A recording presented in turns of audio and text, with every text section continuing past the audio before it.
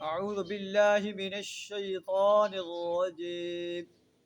بسم الله الرحمن الرحيم. والسماء ذات البروج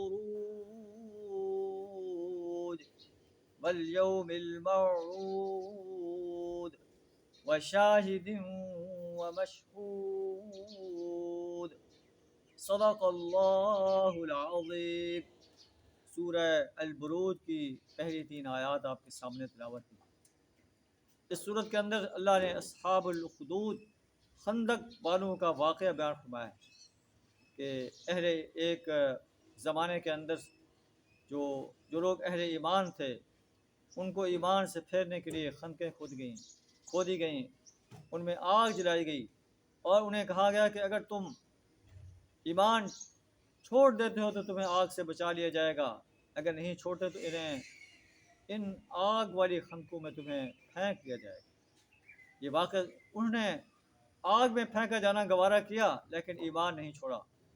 تو مکہ کے جو اہل ایمان تھے انہیں یہ واقعہ سنا کر جو ہے صبر کی تلقین کی گئی ہے کہ جس طرح خندقوں میں ڈالے جانے والے اہل ایمان اپنے ایمان پر ثابت قدم رہے، آج کفار مکہ جو تمہیں تکالیف دے رہے ہیں ان پر ثابت قدم رہو، جنت تمہارے قدم چومے گی.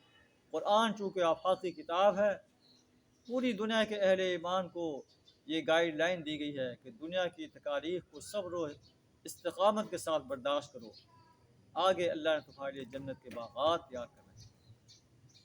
آیات کا ترجمہ کچھ اس طرح ہے: والسماء ذات البروج، قسم ہے مضبوط قلوں والے آسمان کی اور اس دن کی جس کا وعدہ کیا گیا ہے، دیکھنے والے کی اور دیکھی جانے والی چیز کی.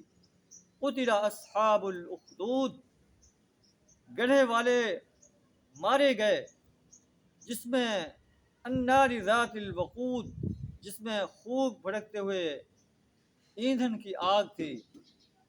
وہم علی ما یفعلون بالمؤمنین شہود، اور جو کچھ وہ اہل ایمان کے ساتھ کر رہے تھے اسے دیکھ رہے تھے. ان اہل ایمان سے ان کی دشمنی صرف اس وجہ سے تھی کہ وہ اللہ پر ایمان لائے تھے جو عزیز و حمید ہستی ہے، جس کے ہاتھ میں آسمان و زمین کی بادشاہی ہے اور اللہ ہر چیز پر شاہد ہے.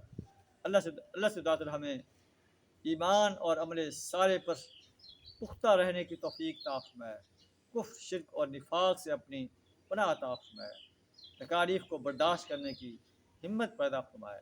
وآخر دعوانا الحمد للہ رب العالمین.